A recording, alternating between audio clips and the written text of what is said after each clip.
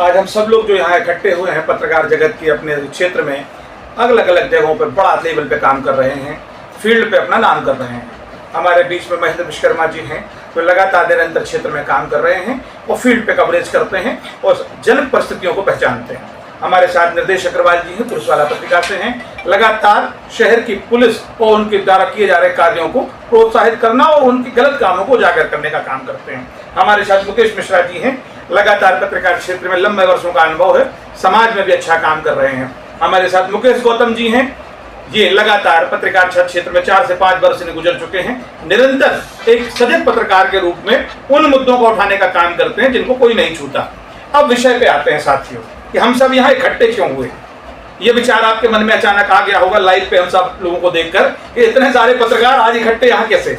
तो साथियों, हम आज शहर में और समाज में जो विघटन पैदा करने वाले नेता हैं, जो अपनी वाणी से समाज को तोड़ने का काम कर रहे हैं, कोई दलित को महादलित में बांट रहा है, कोई ओबीसी को महा ओबीसी में बांट रहा है, कोई विषय को भटका कर समाज को तोड़ने का काम कर रहा है।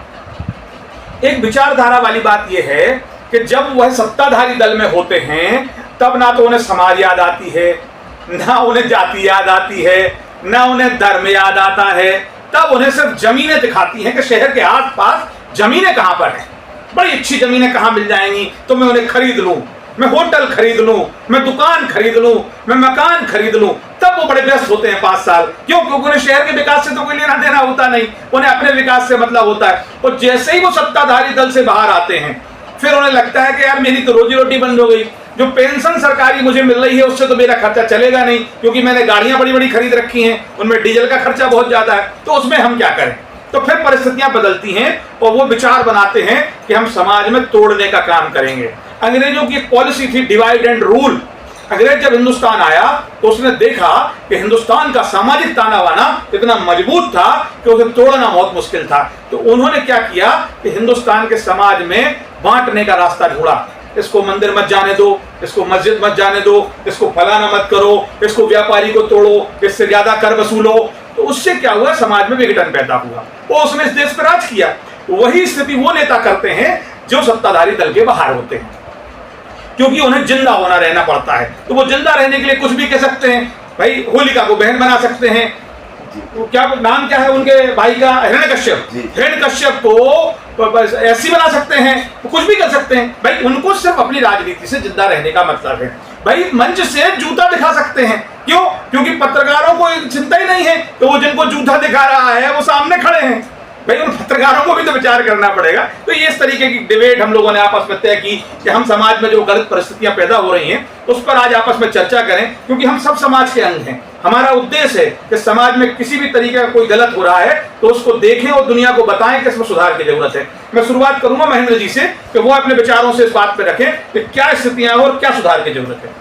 जी भैया नमस्कार। आपने अभी सही कहा है कि जो विघटन चल रहा है, लगातार नेताओं के द्वारा ऐसी सभा में भाषण दिए जाते हैं, वास्तविक सच्चाई यही है कि समाज को तोड़ा जाता है। इसका मूल कारण है परिवार का एकल हो जाना और लगातार नेताओं द्वारा जातिगत विषय पर राजनीति का करना एक विशेष मुद्दा भी हो सकता है। और अगर और परंपराओं के बीच की बात करें, जैसा आपने कहा था सनातन धर्म की बात लेकर करें, तो किसी भी राजनीतिक नेता को जब तक ज्ञान नहीं है, धर्म के आधार पर ज्ञान नहीं है, उसने उसका ज्ञान नहीं सीखा है, उन्हें वेदों को नहीं पढ़ा है, तब तक उन्हें अपने सनातन की उन मुद्दों पर बात करने का अधिकार ही नहीं है। जैसा कि अभी आपने कहा है कि होलिका एक महोत्सव पर्व है और हिरण्यकश्यप के बारे में उन्होंने कहा, होलिका को अपना बहन बना दिया। तो ये गलत बातें नहीं करना चाहिए जब तक उन्हें वेदों का ज्ञान न हो। बहुत सुंदर महेंद्र जी ने बड़े कम शब्दों में बड़ी अच्छी बात कही कि आपको वेद जब तक नहीं पढ़े हैं तब तक शास्त्र से जुड़े हुए विषयों को नहीं छेड़ना चाहिए। संविधान पढ़िए और तब संविधान की बात करिए। भाई चूंकि संविधान को हाथ में ले लेने से कोई संविधान का ज्ञानी नहीं हो जाता। 132 लोगों ने मेहनत की, 54 देशों का संविधान तलाशा गया, तब जाके संविधान लिखा गया। इसी तरीके से शास्त्रों को लिखने में करोड़ों साल लगे, मेहनतें लगी, संघर्ष लगा, तब जाके वो लिखे गए। अगर आपको उसमें कोई कमी समझ में आती है तो आप उसको पढ़ लीजिए और पढ़ के कमी निकाल कर कुछ नया लिख लीजिए, आपको कोई नहीं रोकता। लेकिन कुछ भी टिप्पणी करने से पहले एक बार विचार जरूर करिए। अब मैं निर्देश जी से चर्चा करूंगा। निर्देश जी व्यापारी समाज से आते हैं, वरिष्ठ पत्रकार हैं, लगातार समाज में काम कर रहे हैं। आपको किस तरीके के आज के समाज के बयानों पर महसूस होता है, समाज में किस तरीके की सुधार की जरूरत है, हम समझेंगे निर्देश जी से। देखिए, जिस तरह से ये समाज में फूट डालो, राजनीति करो, या अपनी राजनीति चमकाने के लिए आदमी कुछ भी बोलता है कि ये हंडा कश्यप हमारी जाति के, होलिका मेरी बहन, क्या उनने देखा होलिका उनकी बहन है, कौन है, इस चीज़ को उनने देखा? ये सिर्फ राजनीति चमकाने के लिए, अपना नाम चेहरा उजागर करने के लिए ये सब चल रहा हो। समाज को तोड़ो और राजनीति करो, यही चल रहा है बस। निर्देश जी ने बड़े अच्छी बात कही कि जब तक आपको नहीं पता मत बोलिए, क्योंकि आपको कैसे पता कि वो कौन थे, आपको कैसे पता कि उस युग में भी समाज बटी हुई थी, आपको कैसे पता कि कर्म प्रधान व्यवस्था नहीं थी, कर्म से व्यवस्था होती थी, कर्म प्रधान ही व्यवस्था है। अगर आज आप किसी भी जाति से हैं और व्यापारी हैं तो व्यापारी के रूप में ही गिने जाएंगे, उसमें कहीं भी जाति का मुख खत्म हो जाता है। ये विचारधारा एक निश्चित दायरे में सीमित है और उस दायरे को बार बार खोल देना उसका कोई उद्देश्य नहीं है। लेकिन जहां गलत है उसका विरोध हम भी करेंगे और हम उनके साथ खड़े रहेंगे, लेकिन जो सच है उसको देखना चाहिए। अब चर्चा करते हैं मिस्टर मुकेश मिश्रा से, जो लगातार निरंतर पत्रकारिता जगत में अपना काम कर रहे हैं और समझते हैं कि क्या विचार हैं इनके इस तरीके के समाज में हो रहे घटनाक्रम को लेकर। बहुत बहुत धन्यवाद भाई साहब। आज हम सभी यहाँ पर बैठे हुए हैं। मैं सबसे बड़ी बात तो कहना चाहूंगा कि अगर हम पत्रकार लोगों को कानून हाथ में लेना होता तो उस जूते वाले को जिस दिन उसने स्टेज पर जूता दिखाए थे उस दिन उसी समय हम लोग उसको सबक सिखा सकते थे, मगर नहीं। इस पर प्रशासन को भी कार्रवाई करना चाहिए और इस आरडी प्रजापति पर जरूर एफआईआर करनी चाहिए, क्योंकि जब इस सत्ता में रहा तो इसने केरी में जाके जमीन खरीदी, लोगासी में जाके जमीन खरीदी। क्या ये क्या है कि बीजेपी को नहीं खाया इसने, बीजेपी का पूरा खाया, उसी को बदनाम कर रहा है। उसका लड़का है तो बीजेपी में है। मैं इसमें इतना ही कहना चाहूंगा कि आरडी प्रजापति पर हर हालत में प्रशासन को एफआईआर करना ही चाहिए। साथियों, अभी कुछ दिन पहले एक आवेदन ओरछा थाने में पत्रकारों के द्वारा किया गया था, तो ये सारे साथी उसी टीम का हिस्सा थे। इन्होंने उद्देश्य उस दिन भी यही था कि इस तरीके के मामलों में संज्ञान पुलिस को ले, और आज भी इन्होंने अपनी बात से यही कहा कि इस मामले को पुलिस को संज्ञान लेना चाहिए। अब हम बढ़ेंगे मुकेश गौतम की तरफ और उनसे समझेंगे कि उनके क्या विचार हैं और समाज में घट रही घटनाओं को आए दिन अकेला एक विषय को मत लीजिए। अभी एक पुतला दहन के विषय में पुलिस वाले की कॉलर पकड़ ली गई थी, उसको भी अपन ध्यान पे देंगे। इसके अलावा राजनगर में घटनाकांड हो गया, उस पर भी ध्यान देंगे। इसके अलावा वो मंच पे आके जूता दिखा गया, उस पर भी चर्चा करेंगे। इस तमाम प्रकार का घटनाक्रम जो चल रहा है, इस सारे विषय को लेकर समाज की परिस्थितियों पर क्या स्थिति है उस पर भी अपन राय लेंगे। मुकेश भाई की नमस्कार साथियों। आज हमारे बंटी भैया की पहली बार मैं डिबेट पे आया और इन्हें डिबेट लायक समझा, चूँकि काम तो पत्रकारिता जगत में 5 वर्षों से लगातार कर रहा हूँ, लेकिन आज भैया के माध्यम से कहीं बोलने का पहली बार अवसर मिला। तो हमारा जो आजकल ये चल रहा है या जो दिख रहा है समाज में, एक वो जैसे भैया ने पहले ही बता दिया कि क्रांतिकारी जिस तरीके वो अंग्रेज गोरे अंग्रेज थे, वो जिस तरीके का शासन करते थे, तो जिनकी कहीं दाल नहीं गल रही, उन नेताओं ने एक सीधा सा रास्ता अपना लिया है कि काले अंग्रेज बन जाओ और लूटो काटो, अपनी सत्ता चमकाओ जैसे बने। जैसे बीजेपी पार्टी से मिस्टर आरडीजी की जो बातें चल रही हैं, इनके बारे में बात कर रहे हैं, तो मिस्टर आरडीजी भी विधायक रहे, इनके पुत्र विधायक रहे। आप ये बताइए, इनने अपने क्षेत्र में कितना विकास कार्य कराया? इनने अपने पूरे जीवन काल में 10 साल में कितनी शादियां करा दी? आज जैसे बागेश्वर धाम जैसे कोई युवक है, मैं जातिगत सपोर्ट नहीं कर रहा हूँ, लेकिन हम आपको ये चीज़ माननी पड़ेगी कि उनके कारण कई लोगों के रोजगार आज बागेश्वर धाम से चल रहे हैं। आज व्यापारी हमारे सिर जी बैठे हैं, इनसे भी चल रहे हैं। और रहा जाति समाज में बांटने वाला ओबीसी SC ST, तो हमारे बीच में अनुरागी जी भी हैं, विश्वकर्मा जी भी हैं, ओबीसी समाज से भी हैं। हम सब लोग साथ हैं, हम लोगों में कभी कोई द्वेष नहीं, एक साथ काम करते, एक साथ बैठते नहीं चीज़ों। तो सीधी सी बात है, अगर आरडी प्रजापति जी आप इस तरीके के भाषण को बोलना बंद करें, बिल्कुल किसी भी तरीके से ऊटपटांग जातिगत टिप्पणी टीका टिप्पणी करना करें। अगर आप करना है और राजनीति करना चाहते हैं तो उठाएं, जनता के मुद्दे, महंगाई के मुद्दे हैं, शिक्षा के मुद्दे हैं, रोजगार के मुद्दे हैं, उठाएं, करें इन पे बात। क्यों नहीं करते बात? आप तो पार्टी से वो भी रह चुके हैं, आपको पार्टी ने निकाल दिया, आपके बाद आपका लड़का आया, आज भी पार्टी से जुड़ा हुआ है, आप उसी पे पार्टी को पानी पी के गाली देते हो। 24 घंटे एक मतलब पानी पीते हो, गाली देते हो बीजेपी को। बीजेपी है, जब इतनी बुरी बीजेपी है भैया, तो पहले अपने लड़के को छोड़वा दो बीजेपी, अपने लड़के को छोड़वा दो बीजेपी। तो लड़की को बीजेपी छुड़वा नहीं पा रहे, 50 लोगों को बहला के, कहीं जाति के नाम पे, कहीं फलाने के नाम पे, कहीं एक नए ट्रायंगल आउट, तो ज्ञान अनुभव कुछ है नहीं। उन्होंने कहा वो होलिका मेरी भी है, और हमारे मीडिया कर्मियों से भी जोड़ना है। ऐसे नेताओं को जो विघटन उत्पन्न कर रहे हैं समाज में, समाज को तोड़ने की राजनीति, काले अंग्रेज बने हुए हैं अपनी सत्ता की लालच में। कितनी बड़ी भूख है इनकी, भूख तो देखो आप, 2-2 बार विधायक, इनकी संपत्तियों की जांच करा लो, कितनी संपत्ति निकलती है इनके पास। लेकिन ना तो वो पार्टी काम करेगी, ना ये काम करेंगे। पार्टियों को भी अगर ऐसा करना चाहिए कि जब पार्टी के खिलाफ ऐसा बोलता है तो क्या पार्टी की कोई पॉलिसी नहीं होती होगी? वैसे होती होगी ना कोई पॉलिसी, रूलिंग। जब रूलिंग होती है तो ऐसे गाली देने वालों को पार्टियों को अलग करना चाहिए। तो सीधी सी बात यह है कि इन पर कोई एक्शन नहीं ले रहा, लेकिन अब जिम्मेदारों को एक्शन लेना पड़ेगा, और अगर जिम्मेदार लोग एक्शन नहीं लेंगे तो उसका परिणाम हमें बीजेपी को भी भुगतना पड़ेगा। जनता सब समझदार है, सब जानती है कि कौन घुमा रहा है, कौन बरगला रहा है, क्या कर रहा है। आप जातिगत हमें नहीं बांट सकते, ना ही हम लोग बटे हुए हैं। इतना छोटी सी बात, हमारी इतनी सी बात है। और बाकी हमारे पंडित भैया पूरा इस विषय में पूरा विश्लेषण देंगे। तो साथियों, हम लगातार चर्चा इसी विषय को लेकर कर रहे हैं, समाज में बंटने वाले बयानों को लेकर। मुकेश भाई ने बड़े सम्मानजनक तरीके से बताया कि समाज में बंटना कितना खतरनाक हो सकता है, लेकिन हम बटे हुए नहीं हैं। किसी के बयान देने से हम बंटने वाले नहीं हैं। कोई भी कुछ भी बयान दे दे, हमें कोई फर्क नहीं पड़ता, क्योंकि हम इस देश की माटी में पैदा हुए हैं, हम इस शहर में पैदा हुए हैं। जब हम बच्चे थे, स्कूल में जाया करते थे, तो हमने कभी किसी की कॉलर को देखकर जाति नहीं समझी। वो हमारा दोस्त था, वो किस जाति से आता था हमें नहीं पता। हमने उसके हाथ के भी चने खाए हैं, उसके हाथ की भी रोटी खाई है। आज हम जब बड़े हो गए, समझदार हो गए, तो हमने यात्राएं की, लोगों के साथ घूमे फिरे, कार्यक्रम अटेंड किए। जब एक थाली में बैठ के खाया, एक प्लेट में बैठ के खाया, एक टेबल पर बैठ के खाया, लेकिन हमने कभी अपने आप में जाति में बंटने का प्रयास नहीं किया। प्रयास वो लोग कर रहे हैं जिनके पास कोई काम नहीं बचा है। जिनके पास कोई काम नहीं, उनके पास बयानबाजी। और बयानबाजी किस बात पर? जिसमें जनता उन्हें सुने और सुनकर परेशानियां पैदा करे। अब अपन समझेंगे बीडी अनुरागी जी से। बीडी अनुरागी जी लगातार निरंतर भाजपा की राजनीति में काम कर रहे हैं लंबे वर्षों से। एससी मोर्चा के कार्यकर्ता हैं। दिलीप जी के साथ भी लंबा समय आपने काम किया है, जो इस समय मंत्री हैं भाजपा सरकार में।